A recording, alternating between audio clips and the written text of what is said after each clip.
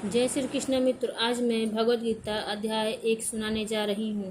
श्रीमद् भागवत गीता भारत के प्राचीन आध्यात्मिक ग्रंथों में महानतम है। अंतर्राष्ट्रीय कृष्ण भावनामृत संघ के स्थापकाचार्य श्री प्रभुपाद ने भगवद गीता का अनुवाद किया था, जिसमें प्रत्येक श्लोक को प्रकाशदायी व्याख्या के साथ प्रस्तुत किया गया था। पश्चिमी देशों में हाल ही में आने के कारण वे उस समय पुस्तक का मुद्रण नहीं करा सके थे, अतः भगवद गीता का जो परिचय उन्होंने लिखा था उसका मुद्रण पहले अलग से एक पुस्तिका के रूप में हुआ। यह पुस्तिका उस परिचय का पुनर्मुद्रण है। पाठक इसमें भगवद गीता के दर्शन का संपूर्ण विश्लेषण स्पष्ट निर्विवाद रूप में पाएंगे। यह परिचय उन लोगों के लिए महत्वपूर्ण है जो भगवद गीता में पहली बार रुचि ले रहे हैं। श्री प्रभुपाद ने दूसरी प्रस्तुतियों और अनुवादों से भिन्न व्यक्तिगत मनोधर्म तथा व्याख्या से मुक्त भगवद गीता को उसके मूल रूप में प्रस्तुत किया है। वे हमारा ध्यान कृष्ण द्वारा गीता में दिए गए वास्तविक संदेश पर केंद्रित करते हैं। इन समस्त कारणों से हमें विश्वास है कि आप भगवद गीता के इस परिचय को प्रबोधन करने वाला और व्यक्तिगत परिवर्तन लाने में सहायक पाएंगे।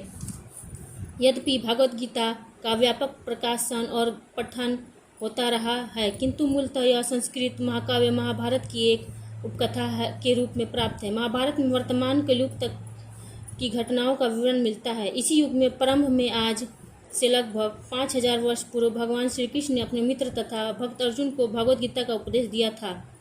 उनकी यह वार्ता, जो मानव इतिहास की सबसे महान दार्शनिक तथा धार्मिक वार्ताओं में से एक है, उस युद्ध के शुभारंभ के पूर्व हुई, जो धृतराष्ट्र के 100 पुत्रों तथा उनके चचेरे भाई पांडुपुत्रों के साथ मध्य होने वाला भातृघातक संघर्ष था।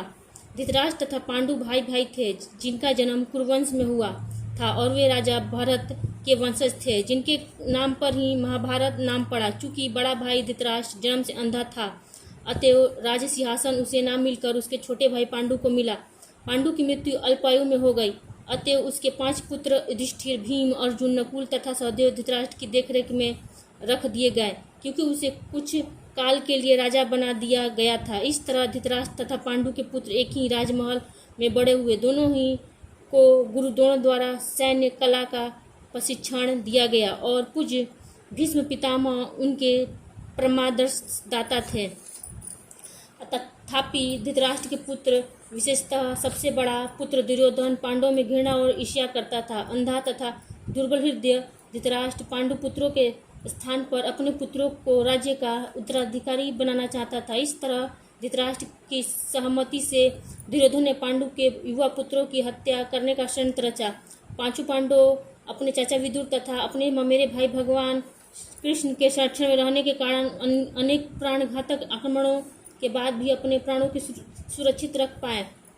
भगवान कृष्ण कोई सामान्य व्यक्ति नहीं, अपितु साक्षात परम ईश्वर हैं, जिन्होंने इस धराधाम में अवतार लिया था और अब एक समकालीन राजकुमार की भूमिका निभा रहे थे। वे पांडु की पत्नी कुंती तथा पृथा पांडव की माता के भतीजे थे। इस तरफ संबंधी के रूप में तथा धर्म के शाश्वत पालक होने के कारण धर्मपरायण पांडु पुत्रों का पक्ष लेते रहे और उनकी रक्षा करते रहे, किंतु अनंतः चतुर दुर्योधन ने पांडवों की धृतक्रीड़ा के लिए ललकारा। उस निर्णायक स्पर्धा में दुर्योधन तथा उसके भाइयों ने पांडवों की सती पत्नी द्रौपदी पर अधिकार प्राप्त कर लिया।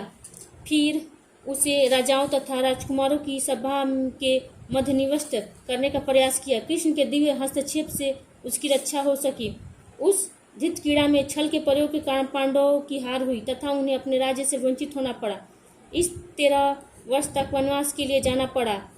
वनवास से लौटकर पांडवों ने धर्मसम्मत विधि से दुर्योधन से अपना राज्य मांगा, किंतु उसने देने से इनकार कर दिया। क्षत्रियों के शास्त्रोनुमोदित कर्तव्यों को पूर्ण करने के लिए 5 पांडवों ने अंत में अपना पूरा राज्य न मांगकर केवल 5 गांवों की मांग की रखी, किंतु दुर्योधन सुई की नोक भर भी भूमि देने के लिए सहमत नहीं हुआ। अभी तक तो पांडव सहनशील बने रहे, लेकिन अब उनके लिए युद्ध करना अस्वाभावी हो गया। विश्व भर के राजकुमारों में से कुछ धृतराष्ट्र के पुत्रों के पक्ष में थे तो कुछ पांडवों के पक्ष में। उस समय कृष्ण स्वयं पांडु पुत्रों के संदेश वाहक बनकर शांति का संदेश लेकर धृतराष्ट्र की राजसभा में गए।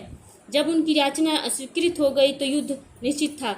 अत्यंत सच्चरित्र पांचों पांडवों ने कृष्ण को संपूर्ण पुरुषोत्तम भगवान के रूप में स्वीकार कर लिया था, किंतु धृतराष्ट्र ने दुष्ट पुत्र उन्होंने नहीं समझ पाए थे।